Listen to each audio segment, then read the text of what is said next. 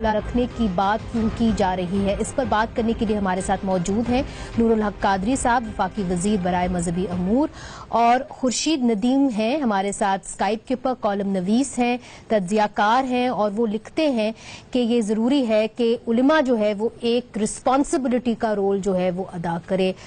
बहुत बहुत शुक्रिया नूरुल हक कादरी साहब, आपने हमें वक्त दिया। शुक्रिया जी। मुझे ये बताइए, ये रिपोर्ट भी आपने देखी, अब ये तमाम जो मुस्लिम ममालिक हैं वहाँ पे इसलिए मस्जिदें बंद हैं ताकि लोग इकट्ठे ना हो पाएं और समाजी दूरी बरकरार रहे।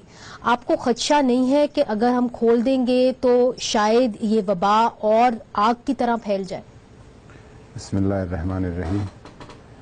यकीनन खदशात हैं, और जब से कोरोना वायरस का फैलाव और ये वबा आ गई है, अब बहुत सारे खदशात हैं। सिर्फ मसाजिद के हवाले से नहीं है, हम जो इधर 8-10 लोग बैठे हैं यहीं पे भी खदशा है, आप गाड़ी में बैठते हैं तो भी खदशा है, आप बाज़ार जाते हैं तो भी ख़तरा है।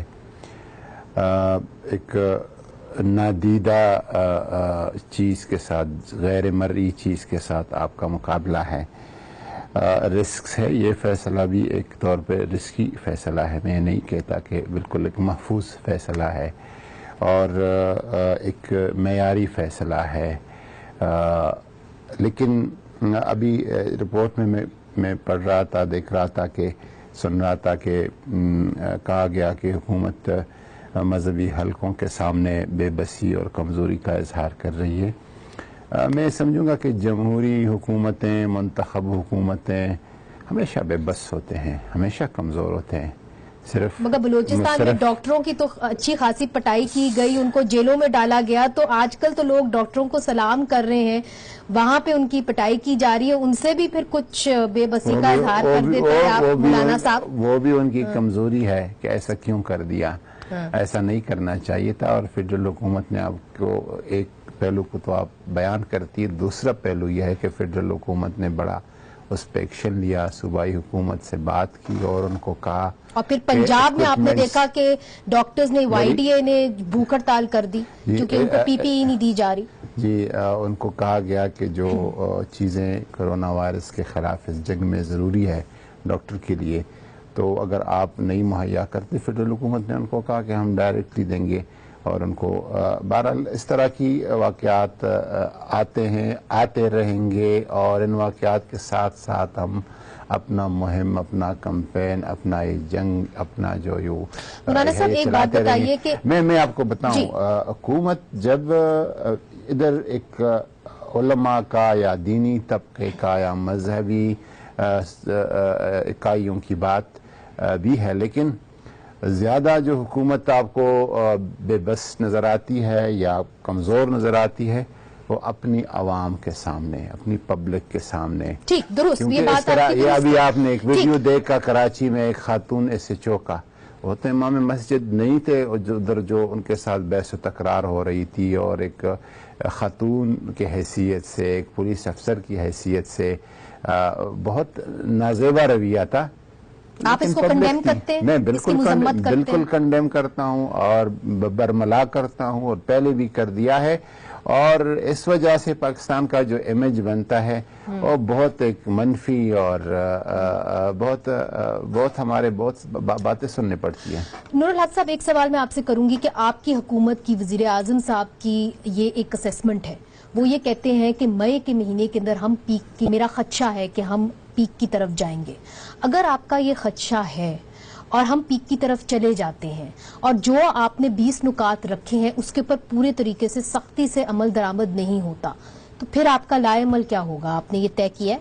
बिल्कुल, ये तय हुआ है। जो उसका पॉइंट 20 है, आखिरी नुकता, वो यही है कि अगर ख़तरनाक हद तक, जिस तरह प्राइम मिनिस्टर अपनी इजहार करते हैं अपने खदशे का, अगर एक ख़तरनाक हद तक ये बीमारी फैलती है, या ऐसे केसेस में बहुत इजाफा होता है, या SOPs पर अमल पैरा लोग नहीं होते, तो हुकूमत इस फैसले पे अगर बाकी शोबों में जो रिलैक्सेशन दी है, जो नरमी कर दी है, वहाँ पे नज़रसानी करेगी अपने फैसलों पर, तो इधर भी अपने फैसले पर नजरसानी करेगी। तो अगर ये तो आप सुन रहे होंगे खुर्शीद साहब, ये नूरुल हक कादरी साहब कह रहे हैं कि जो 20 नुकात हैं, अगर इनके ऊपर अमल दरामद नहीं होता اور جتھوں کی صورت میں لوگ جو ہیں وہ اجتماع کی طرف جاتے ہیں تو پھر اس سینیریو کے اندر ہم نظر ثانی کریں گے. اب سوال یہ ہے کہ wouldn't that be too little too late؟ یہ نہ ہو کہ خدا نہ خواستہ جو اموات ہیں وہ زیادہ ہو جائیں یا زیادہ لوگ جو ہیں اس وبا سے متاثر ہوں. میرا خیال ہے بالکل نہیں ہو پائے گا. خدا نخواستہ ایسی کوئی صورتحال کبھی پیدا ہو گئی تو لوگوں کو روکنا بہت مشکل ہو جائے گا.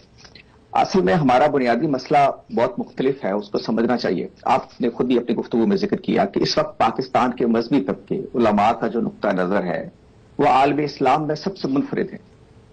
سارے عالم اسلام میں وہاں حنفی ہوں, وہاں سلفی ہوں, جو بھی نقطہ نظر رکھنے والے لوگ ہیں, وہاں مساجد کو پوری طرح بند کر دیا گیا. یعنی بیت اللہ اور مسجد نبوی سے لے کے کام محلے کی مسجد تک اس کو بند کر دیا گیا. کہ صرف پاکستان عالم اسلام کا واحد ملک ہے جہاں علماء کا اصرار ہے کہ ہماری مساجد کو کھلا رہنا چاہیے. یہ کیوں ہے؟ اس کے دو بڑے اسباب ہیں. ایک تو یہ ہے کہ پورے عالم اسلام میں جتنی مذہبی سرگرمیاں ہیں ان کو حکومت اور ریاست آرگنائز کرتی. ان کو مساجد کا انتظام ہو, باقی چیزیں ہوں, یہ ساری کی ساری حکومت. آپ جانتے ہیں کہ سعودی عرب میں حکومت کی مرضی کے بغیر نہ کوئی مسجد بن سکتی ہے, نہ کوئی امام رکھا جا سکتا ہے, نہ کوئی خطیب رکھا جا سکتا ہے. ترکی جو دوسرا ایک ڈیموکریٹک ملک ہے, ترکی کے اندر مذہبی امور میں ایک شعبہ دیانت کے نام سے قائم ہے جو ساری ان مذہبی ایکٹیویٹیز کو آرگنائز کرتا ہے. ملیشیا میں بھی ایسا ہی ہے, سارے عالم اسلام میں ایسا ہی ہے. ایک فرق تو یہ ہے کہ پاکستان میں مذہب نجی مسئلہ ہے, یعنی یہ پرائیویٹ شعبے کے پاس ہے, ریاست کے پاس نہیں ہے, لہٰذا یہاں مذہبی لوگ جو کرنا چاہیں کر سکتے ہیں. ایک فرق. دوسرا فرق یہ ہے کہ پاکستان کے اندر مذہبی طبقہ جو ہے وہ ایک انٹرسٹ گروپ کی شکل اختیار کر چکا اور اقتدار کی کشمکش میں وہ ایک سٹیک ہولڈر ہے. یہ تبدیلی ہمارے ہاں آئی ضیاء الحق صاحب کے دور کے بعد سے.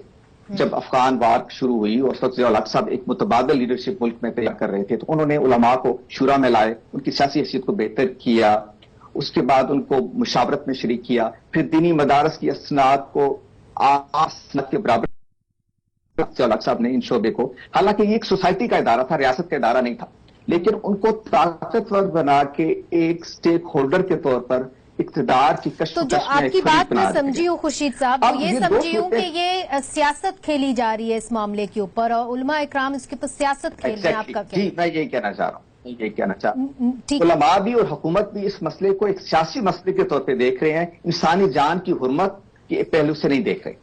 یہ بڑا اہم آپ نے بات کی ہے اور اہم سوال آپ نے رکھا ہے. نور الحق قادری صاحب سے اس کے بارے میں پوچھیں گے مگر چھوٹے سے وقفے کے بعد.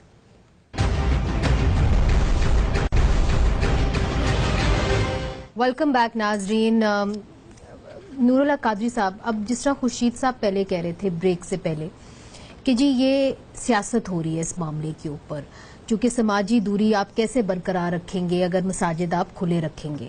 اب سوال یہ اٹھتا ہے کہ حکومت بڑے آرام سے مفتی منیب کو منوا سکتی تھی, اس لیے چونکہ ایک طرف حکومت ہے, دوسری طرف علماء ہیں, اور ہم نے ہمیشہ دیکھا ہے کہ علماء کسی نہ کسی طرح مشاورت کر کے معاملہ حل بھی ہو سکتا تھا. تو کیوں آپ کا فیلئر نہیں ہے کہ سیاسی طور پہ آپ ان کو ایک ہی پوائنٹ پہ نہیں لا سکے؟ نہیں, حل تو کر دیا ہے, ایک ہی پوائنٹ پہ لائے ہیں. 20 نکات جو ہے یہ سب کے سب سٹیک ہولڈر کے, صوبائی حکومتوں کے, فیڈرل حکومتوں کے, سب کے خورشید صاحب کہہ رہے ہیں ہے. کہ 20 نکات کے اوپر عمل درآمد بہت مشکل ہے. خورشید صاحب کا یہ خیال ہوگا, لیکن مشکل حد تک میں بھی قائل ہوں کہ مشکل ہے, لیکن ناممکن ہرگز نہیں ہے. میں آپ کو مثلاً بتاؤں, آج کی پرائم منسٹر صاحب نے جو علماء کو بلایا تھا تو یہی کہنا چاہتے تھے کہ آپ پہ اگر 20 نکات پہ ہم آپ کے ساتھ ایک اتفاق کر چکے ہیں تو اب اس پہ عمل درآمد کرنے میں سب سے بڑی ذمہ داری آپ کی آتی ہے. اور جس طرح زائرین کو, تبلیغی جماعت کو مختلف جگہوں پہ ایک نشانہ بنایا گیا کہ شاید کرونا وائرس جو ہے کی وجہ سے پھیل گیا, 610 تبلیغی جماعت جو ہیں والے جو ہیں وہ کرونا سے اس وقت متاثر ہو چکے ہیں. 20,000 سے زائد جو ہیں وہ کوارنٹینہ میں ہیں. جی, زائرین کے بارے میں اس طرح بات ہوئی تو پرائم منسٹر صاحب نے ان کو یہی کہا کہ خدا نہ خواستہ پھر مڈ رمضان میں یا اینڈ آف رمضان کوئی یہ نہ کہے کہ یہ مساجد کی وجہ سے ہوا, تراویح کی وجہ سے ہوا, نماز کی وجہ سے ہوا. تو اس چیز کو مد نظر رکھے اور بہت سختی سے ان جو 20 نکاتی اعلامیہ ہے یا لائحہ عمل SOPs ہے اس پر عمل درآمد کرے. خورشید ندیم صاحب ماشاءاللہ ان کو نہیں، مگر یہ کہنا کہ یہ ایک سیاسی ایشو ہے، خورشید صاحب یہ کہہ رہے ہیں کہ یہ ایک سیاسی ایشو بن گیا ہے، آپ اس کو سیاسی طور پہ مسئلے کو آرام سے حل کر سکتے تھے، یہ علماء کا آپس میں سیاست جو ہے یہ اپنی سیاست چمکانے کی کوشش کر رہے ہیں۔ سیاست تو بدقسمتی سے ہمارے ہر شعبے کا ایک حصہ ہے، ہر جگہ ہوتا ہے، اس پہ بھی ممکن ہے کچھ لوگ سیاست کر رہے ہیں، کس لیکن نے کی سیاست زیادہ؟ حکومت اس پہ سیاست ہرگز نہیں کرتی۔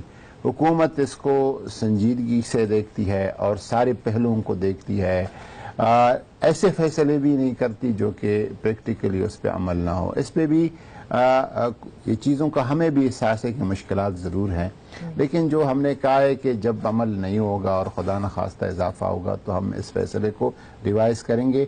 ایک بات میں خورشید صاحب نے جو باتیں کی کہ یہاں پہ نجی شعبہ ہے، وہاں پہ حکومت کی پوری دنیا میں حکومت تو، لیکن اب مثلاً دیانت کا انہوں نے مثال دیا ترکی کا، تو ترکی کی دیانت بلدیات کے بعد سب سے بڑا خرچہ وہ کرتی ہیں مساجد پہ، مدرسوں پہ، امام کا، خطیب کا، ان کے سیلریز، ان کے سارے یوٹیلیٹی بلز۔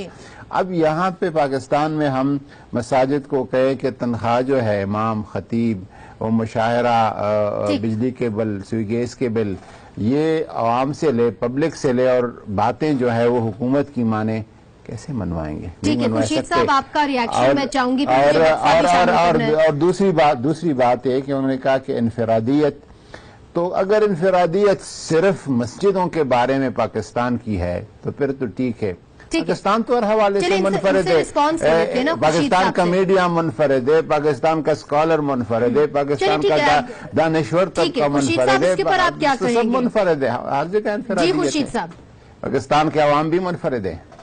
میں جب یہ کہتا ہوں کہ یہ ایک سیاسی مسئلہ بن گیا ہے تو اس کی ایک وجہ یہ کہ حکومت کی نظر میں بھی ایک سیاسی مسئلہ ہے، اور اس کی دلچسپی اس بات پر ہے کہ مذہبی لوگ ہمارے خلاف کی کھڑے نہ ہو جائیں، لہذا ان کو مطمئن رکھا جائے۔ مذہبی طبقہ یہ چاہ رہا ہے کہ سارے پس منظر میں جو بحرانی کیفیت پیدا ہوئی ہے وہ اپنی حیثیت کو مرے اور حکومت کو ایک طرح سے اپنے سامنے جھکنے پر، یہ پہلی دفعہ نہیں ہوا۔ اور ابھی قاضی صاحب فرما رہے تھے کہ جمہوری حکومتیں کمزور ہوتی ہیں، میں آپ سے عرض کروں کہ یہاں فوجی آمر بھی کمزور ہوئے ہیں مولویوں اور مذہبی طبقے کے سامنے۔